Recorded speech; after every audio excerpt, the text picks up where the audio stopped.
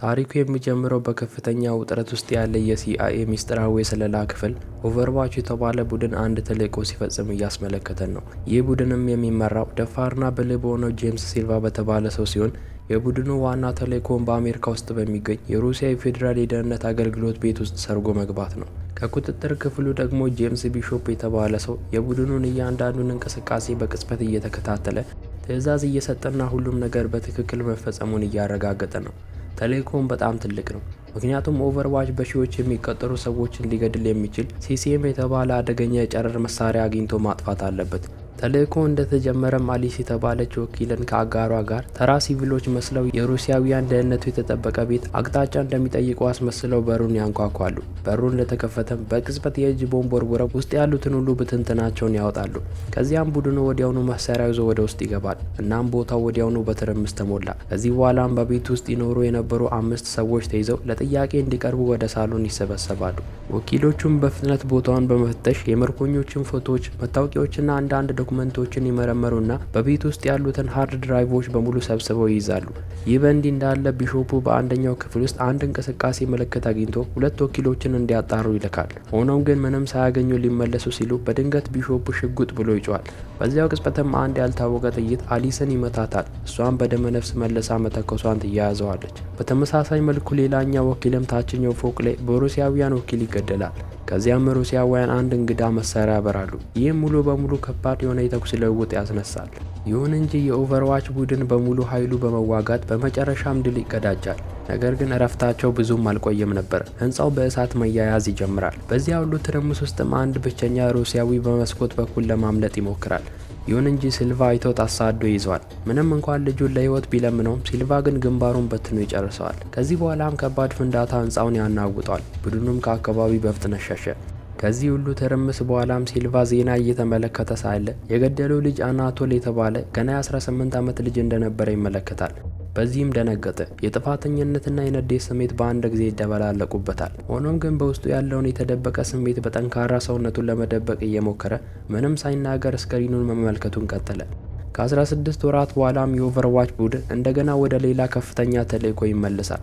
በዚህ ጊዜም ዋና ዓላማቸው በመጨረሻ ስራቸው ወቅት የጠፋውን ያንን አደገኛ ሲሲኤም መልሶ ማግኘት ነበር። በመጀመሪያ ወረራቸው ያገኙትም ተራ የጦር መሳሪያ ክምችቶች ያሉበትና የውሸት ስዕሎች ብቻ ነበሩ። ያንን የጨረር መሳሪያ ግን የትም ሊያገኙት አልቻሉም ነበር። በዚህ ጊዜም ተልዕኮ ከመቼውም ጊዜ በላይ ከፍ ያለ ነው የሚሆነው። እናም ሲልቫ ስህተት የመስራት እድል እንደሌላቸው ያውቃል። ለሳምንታት ጥልቅ ምርመራና ከባድ ስራ ከተሰራ በኋላም አንድ ጠንካራ ፍንጭ በመጨረሻ ይገኛል። ይህም ኢንዶካር በተባለች በደቡብ ምስራቅ እስያ የምትገኝ ሀገርን ይጠቁማል። በፍጥነት በመንቀሳቀስም ሲልቫና የኦቨርዋች ቡድን በዋና ከተማው የሚገኝ የአሜሪካ ኤምባሲ ሄደው ማነጋገር ይጀምራሉ። ለባለስልጣናቱም የሁኔታውን አሳሳቢነት ይገልጻሉ።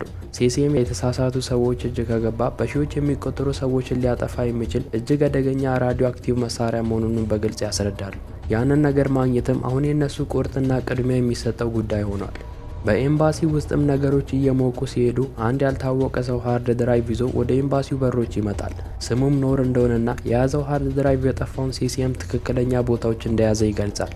ይህ መረጃ ምን ያህል አስፈላጊ ሊሆን እንደሚችል በመገንዘብ ጠባቂዎቹ ወዲያውኑ ወደ ኤምባሲው ያስገቡታል። ወደ ምርመራ ክፍል ከተወሰደ በኋላም ሲልቫና ቡድኑ ኖር እውነተኛና ሊታመን የሚችል ሰው መሆኑን ለማረጋገጥ ምርመራ ማድረግ ይጀምራሉ። ምርመራዎቹ እንደሚያሳዩት ከሆነም ኖር በኢንዶካር ውስጥ ዝቅተኛ የኑሮ ደረጃ ያለው ፖሊስ እንደሆነና ቤተሰቡም ሆነ ብዙ ጓደኛ የሌለውና ንጹህ ታሪክ ያለው ጸጥተኛ ሰው መሆኑን ይደርሱበታል። የወረቀት ፋይሎችም እንደሚያሳዩት ከሆነም ምንም ጉዳት የሌለው ሰው ይመስላል። ነገር ግን የሲልቫ ውስጣዊ ስሜት ሌላ ነገር እየነገረው ነው። ኖር በድንገት መታየቱና መረጃውን ይዞ የመጣበት ሰዓት ሲልቫን ትንሽ ተጠራጣሪ አድርጎ በከፍተኛ ጥንቃቄ እንዲቆይ ያደርገዋል። በኋላም የኦቨርዋች ቡድን ያንን ሃርድ ድራይቭ ሲመለከት ከፍተኛ ደረጃ ባለው የይለፍ ቃል እንደተቆለፈ ወዲያውኑ ያያሉ። የሲልቫ ብልህና ታማኝ ቡድን አጋር የሆነችው አሊስም ስራውን ተረክባ ኖርን የይለፍ ቃሉን እንዲሰጥ ትገፋፋለች። ነገር ግን ኖር ምንም ነገር ተንፈሽ እያለ አልነበረም። ከኢንዶካር በደህና ካላውጡት በስተቀር የይለፍ ቃሉን እንደማይሰጥና በሀገሪቱ ውስጥ መቆየት ህይወቱን ከባድ አደጋ ላይ እንደሚጥል ይነግራቸዋል። ከዚህ የባሰውም ደግሞ ፍላሹ ከ1 ደቂቃ አገልግሎት በኋላ ራሱን በራሱ እንዲያጠፋና ሁሉንም መረጃዎች እንዲደልት ተደርጎ ነበር። በተጨማሪም እውነተኛ መሆኑን ለማሳየት ኖር አንድ ጠንካራ ፍንጭ ይሰጣል። አንድ የሲሲኤም ክምችት ቀደም ሲል ከተካሄደው የሩሲያ ቤት ወረራ የተሰረቀው የውሸት ስዕሎች ተደብቋል ሲል ይነግራቸዋል። የኦቨርዋች ቡድንም ቡድን በፍጥነት ያንን ፍንጭ ይከተልና እፎይታ በሚሰጥ መልኩ ሲሲኤም ኖር እንደተናገረው በትክክል ያገኙታል። ይህ ግኝትም የሱም መረጃ ትክክል መሆኑን አረጋገጠ። ይህም ከሲልቫና ከቡድኑ ጋር ትንሽ እምነት እንዲያገኝ ያደርገዋል። ምንም እንኳን የሲሲኤም ፍንጩ ትክክል ሆኖ ቢገኝም ሲልቫ ግን አሁንም ጥርጣሬ አድሮበት ነበር። እናም ኖርን 100% አላምነው። ስለዚህም ቡድኑን በከፍተኛ የቴክኖሎጂ የውሸት መመርመሪያ መሳሪያ እንዲፈትሹት ይነግራቸዋል። ይሁን እንጂ መሳሪያውም ቢሆን ኖር እውነቱን እየተናገረ እንደሆነ ነው የሚናገረው። ከዚህ በኋላም ሲልቫ ቀጥሎ ምን ማድረግ እንዳለበት እያሰበ ሳለ ነገሮች ውጥረት ውስጥ መግባት ይጀምራሉ። የኢንዶካር የውጭ ጉዳይ ሚኒስትር የሆነው አክሴል የተባለው ሰውና የሀገሪቱ የስለላ ድርጅት ዋና ኃላፊ ምንም ማስጠንቀቂያ ሳይሰጡ እንደ ድንገት አሜሪካ ኤምባሲ ቢሮ ከተፍ ይላሉ። ከዚያም ሲልቫን ኖርን እንዲሰጣቸው ይጠይቃሉ። ከመካከላቸው አንዳቸውም ቢሆን ለምን እሱን እንደፈለጉት ግልጽ ምክንያት እየሰጡ አልነበረም። የሚሰጡት ምክንያት እንዳለም ፍሬ አልባ በመሆኑ ሲልቫ አንዳች ውስጣዊ ጥርጣሬ ያድርበታል። ምክንያቱም አንድ ዝቅተኛ የህይወት ደረጃ ያለው ፖሊስ እነዚህን ከፍተኛ ባለስልጣናት በድንገት ወዲህ ማምጣት አልነበረበትም ነበር። ከዚያም ኖር ተራ ፖሊስ ብቻ እንዳልሆነ በፍጥነት ይገነዘባል። አሁን ላይም ከሚያዩት ነገር ላይ ብዙ የተደበቀ ነገር ስላለ ሲልቫ እጅግ በጣም በጥንቃቄ መንቀሳቀስ አለበት። አክስልም ምንም እንዳልተፈጠረ ለማስመሰል ይሞክራል። ኖር ህገ ወጥ የሆነ ቆሻሻ ስራ እንደሚሰራ በመክሰስ ሲአይኤ ሊረዳው ከሞከረ ከባድ ዋጋ እንደሚከፍል ለሲልቫ ይነግረዋል። ይሁን እንጂ ሲልቫ ምንም ምላሽ እየሰጠ አልነበረም። የሆነ ትልቅ ነገር እየተፈጠረ መሆኑንም አውቆ ነበር። በሌላ በኩል ደግሞ ኖር በኤምባሲ ውስጥ በዶክተሮች ሰውነቱ ላይ የተደበቀ ማዳመጫ ካለ እየተመረመረ ሳለ የአክስል ቡድን ሰርጎ ገብቶ ኖርን ለማጥቃት ይሞክራል። ኖርም በሚያስገርም ፍጥነት በመነሳት ሽጉጣቸውን እየነጠቀ አጥቂዎችን አንድ በአንድ ይዘርራቸዋል። ችሎታውና ጥንካሬውን ለሚመለከተው እጅግ አስደንጋጭ ነበር። ድምፁን ሲሰሙም አሊስና ሳም ለመርዳት በፍጥነት ወደ ክፍሉ ይገባሉ። ነገር ግን የሚያዩት ነገር ማመን ከብዷቸው ነበር። ምክንያቱም ኖር እንደ ትልቅ ልምድ እንዳለው ወታደር እየተፋለመ ነው። በዚህ ጊዜም ነገርየው ለሁሉም ግልጽ ሆኖ ታየላቸው። ኖር ተራ ፖሊስ ሳይሆን የኢንዶካር ከፍተኛ ደረጃ ልዩ ኃይል የቀድሞ አባል ነበር። ሲልቫም ተደናግጦና ተደንቆ ለቢሾፑ ደውሎ ሁሉንም ነገር ይነግረዋል። ጉዳዩም ምን ያህል አጣዳፊ እንደሆነ በመገንዘብ ቢሾፕና የኦቨርዋች ቡድን በአሜሪካ ውስጥ ሆነው ከሩቅ እነሱን ለመርዳት ይዘጋጃሉ። ሲልቫም የተቆለፈውን ሃርድ ድራይቭ የይለፍ ቃሉን ከሰጠ ኖርን ከሀገር እንዲወጣ ለመርዳት ስምምነት ያደርጋል። ከዚያም ቢሾፕ የሚቀጥለውን ስራ ያዘጋጃል። እሱም ኖርን ከአሜሪካ ኤምባሲ 22 ማይል ርቀት ላይ ወደሚገኘው አየር ማረፊያ ማዘዋወር። እዚያም ወደ አሜሪካ የሚወስድ አውሮፕላን ይጠብቀዋል። በከፍተኛ ቴክኖሎጂ መሳሪያዎች የታጀበና በጠንካራ ታክቲካል ቡድን የተደገፈ የኦቨርዋች ቡድንና ሲልቫ አደገኛውን ጉዞ ይጀምሩታል። ተልዕኮ እንደተጀመረም ኖር ከሲልቫ ጋር ማውራት ይጀምራል። ወንጀለኛ ሰው እንዳልሆነና በኢንዶካር ውስጥ ጥልቅ የመንግስት ሙስና በማጋለጡ ምክንያት ብቻ ተፈላጊ ሰው እንደሆነ ይነግረዋል። በዚህም ምክንያት ኖር መላ ቤተሰቡን አጥቷል። ጉዟቸው መሀልም እንደ ድንገት አንድ ያልታሰበ ነገር ይከሰታል። አክሰል መላውን የኢንዶካር የስለላ ክፍል በመላክ ሲልቫን ለማስቆምና ኖርን አየር ማረፊያ ከመድረሱ በፊት ለመያዝ ቆርጦ ተነስቷል። ነገሮች በጣም በከፉበት ወቅትም የቢሾፕ የቀጥታ ካሜራ መስመር እንደ ድንገት ይቋረጥበታል። ቡድኑም ምንም እየታየው አልነበረም። ከጥቂት አስጨናቂ ጊዜያት በኋላ ምስሉ እንደ ድንገት ይመለሳል። ነገር ግን በዚህ ጊዜ የአክሰል ሰዎች የሲልቫን ተሽከርካሪዎች ላይ ቦምቦችን ጠምደው ነበር። ከጥቂት ሰከንዶች በኋላም አንድ ትልቅ ፍንዳታ የጭነት መኪናውን ያናውጠዋል። ቡድኑም በፍጥነት ከመኪናው በመውጣት ከባድ የሆነ የተኩስ ልውውጥ ውስጥ ይገባሉ። በትርምሱ መካከልም ሳም በከፍተኛ ሁኔታ ተመታ፣ ደም ይፈሳት ጀመር። ይሁን እንጂ አሁንም ጠንከር ብላ ሲልቫን ምንም ቢሆን እሷን ትቷት ስራውን እንዲጨርስ ትነግረዋለች። በኋላም ጊዜ እንደሌላቸው ስላወቀ ሲልቫ እጅግ ከባድ ውሳኔ ለማድረግ በመወሰን ለሳም 2 የእጅ ቦምቦችን ይሰጣታል። ይህም የመጨረሻው የእምነትና የአክብሮት ተግባር ነበር። ከዚህ በኋላም ሲልቫና ሌሎች ከአካባቢው ሲያመልጡ ሳም የእጅ ቦምቦችን ቁልፍ ነቅላ የአክሰል ሰዎችን በትልቅ ፍንዳታ በማጥፋት ህይወቷን ለቡድኑ ትሰዋለች። አሁን ላይም ሲልቫ፣ ኖር፣ አሊስና ወኪላቸው ዊሊያም ብቻ ናቸው የቀሩት። እናም አሁን ላይ ሙሉ በሙሉ ደክመውና ጥይት ጨርሰው መንገዳቸውን ይቀጥላሉ። አየሩ በከባድ ውጥረት ተሞልቷል። ሲልቫን በመጨረሻ ትዕግስቱን ጨርሶ ሽጉጥ ኖር ፊት ላይ በመደቀን የሃርድ ድራይቭን የይለፍ ቃል እንዲሰጥ ይጠይቀዋል። ይሁን እንጂ ኖር ሙሉ በሙሉ በተረጋጋ መልኩ እንደማይሰጥና ከኢንዶካር ከወጣ በኋላ ብቻ እንደሚሰጥ ይገልጻል። አማራጮችን ያጣው ሲልቫም ለቢሾፑ ይደውላል። እሱም ወደ አንድ ደህንነቱ የተጠበቀ ቤት እንዲሄዱ ይነግራቸዋል። ቦታውም አንድ የኦቨርዋች ቡድን ሚስጥራዊ አባል የሆነ ሰው ምግብ ቤት ነበር። በውስጡም የተደበቁ የጦር መሳሪያና በርካታ የቦምብ ክምችቶች ይገኙበታል። እዚያም የሚቀጥለው ችግር ከመምጣቱ በፊት የአጭር ጊዜ እፎይታም ቢሆን ያገኛሉ። በኋላም አሊስና ዊሊያም አዳዲስ ሽጉጣቸውን ሲያዘጋጁ ሲልቫ አክሰልን ከምግብ ቤቱ ውጭ ያየዋል። በርከት ያሉ ጠባቂዎችም ከበውት ነበር።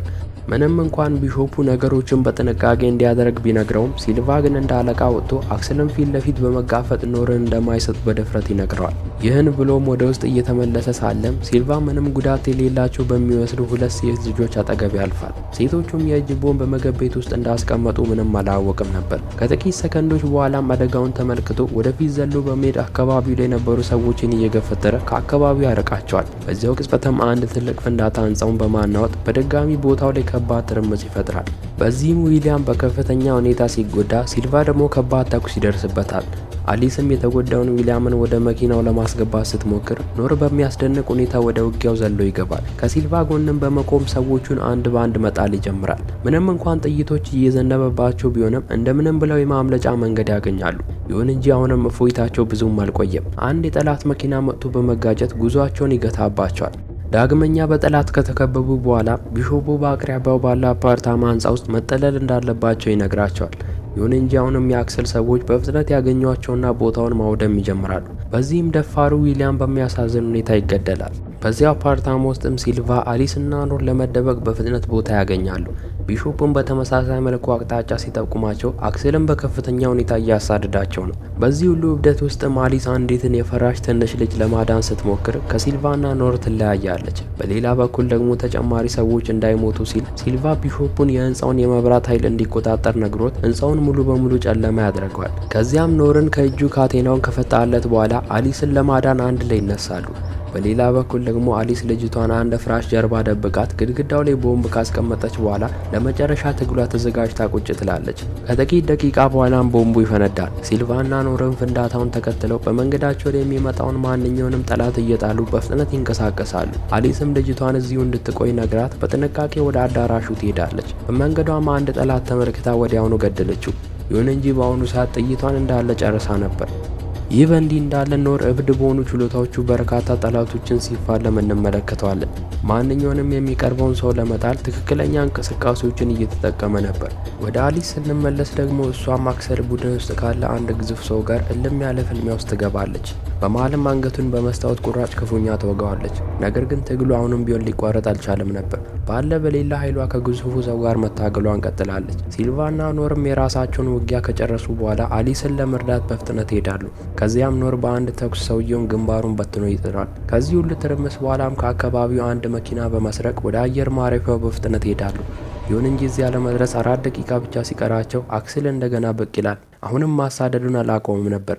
ሲልቫን በፍጥነት ለኦቨርዋች ቡድን ድሮን እንዲልክ ነግሯቸው የአክሰልን መኪና በማፈንዳት እስከ ወዲያኛው ያስወግደዋል። በመጨረሻም አየር ማረፊያው ሲደርሱ ኖር ቃሉን ጠብቆ የይለፍ ቃሉን ይሰጣቸዋል። ይህም ሲልቫና ቡድኑ የሲሲኤም ክምችት እንዲቆጣጠሩና ስራቸውን እንዲጨርሱ ያስችላቸዋል። ቢሾፑና ቡድኑም የሰጣቸውን ኮድ በፍጥነት ሲያስገቡት በመላው ዓለም የተደበቁ የሲሲኤም ክምችት ቦታዎችን ያሳያል። መረጃውን ካረጋገጡ በኋላ ኖር አውሮፕላን ላይ ለመሳፈር ዝግጁ መሆኑን ይነግሩታል። በዚህ ጊዜ ግን የቢሾፕ ኮምፒውተር በድንገት ተበላሸ።